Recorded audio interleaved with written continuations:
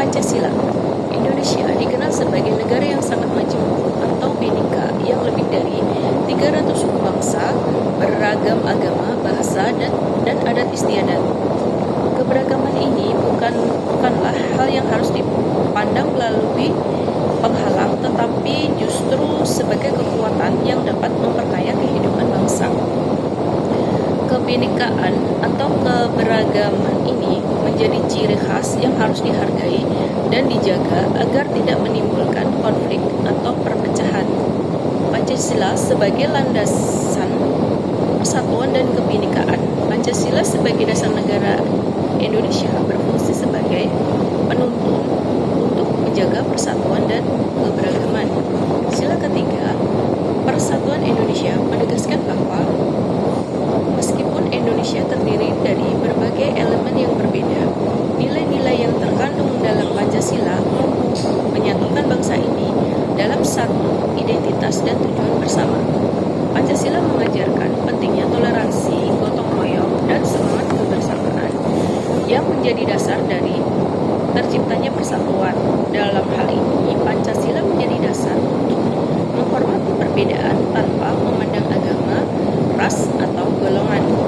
Tantangan dalam mewujudkan persatuan. Meskipun Pancasila mengajarkan pentingnya persatuan, ada beberapa tantangan yang perlu dihadapi Indonesia dalam mewujudkan persatuan dan dalam kebhinekaan, antara lain yang pertama, politik identitas. Politik identitas yang seringkali memanfaatkan perbedaan agama, etnis, atau suku untuk tujuan politik dapat memperburuk persatuan. Contohnya politisasi isu agama atau suku yang memperburuk ketegangan sosial di masyarakat. Yang kedua, diskriminasi dan intoleransi. Beberapa kelompok mungkin merasa terpinggirkan atau didiskriminasikan karena latar belakang agama atau etnisnya. Contohnya kasus intoleransi terhadap agama minoritas atau diskriminasi terhadap perempuan atau kelompok tertentu. Yang ketiga, radikalisme dan ekstremisme.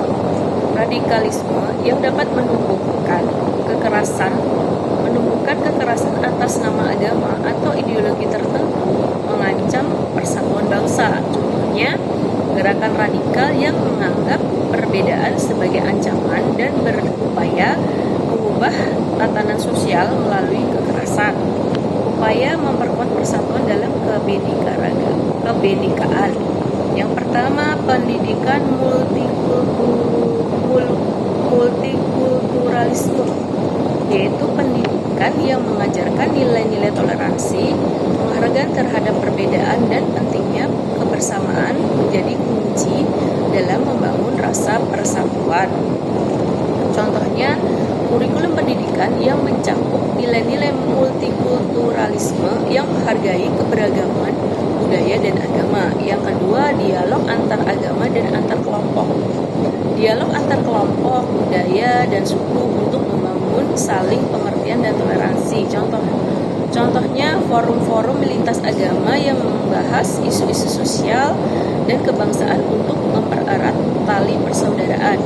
Yang ketiga, penegakan hukum adil dan merata. Penegakan hukum yang adil dan merata akan menciptakan keadilan bagi semua pihak yang menjadi dasar untuk mewujudkan persatuan. Contohnya, memastikan bahwa hukum tidak didiskriminatif dan setiap warga negara mendapatkan hak yang sama di hadapan hukum.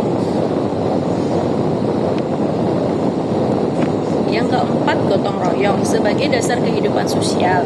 Semangat gotong royong dan saling membantu antar sesama meskipun berasal dari latar belakang yang berbeda dapat memperkuat persatuan bangsa. Contohnya, program-program sosial yang melibatkan berbagai kalangan seperti pembangunan infrastruktur atau bantuan kepada yang membutuhkan. Jadi kesimpulannya, menurut pemahaman saya, persatuan dalam kebhinekaan adalah kunci untuk menciptakan bangsa Indonesia yang kuat, adil, dan damai. Pancasila sebagai dasar negara memberikan pedoman untuk menjaga persatuan meskipun ada banyak perbedaan. Tantangan seperti politik identitas, diskriminasi, dan radikalisme harus dihadapi dengan bijaksana melalui pendidikan, dialog, penegakan hukum, dan semangat gotong royong. Hanya dengan menjaga dan merayakan keberagaman Indonesia dapat mewujudkan cita-cita bangsa yang adil, makmur, dan harmonis. Demikianlah pemahaman dari saya dalam bab ini.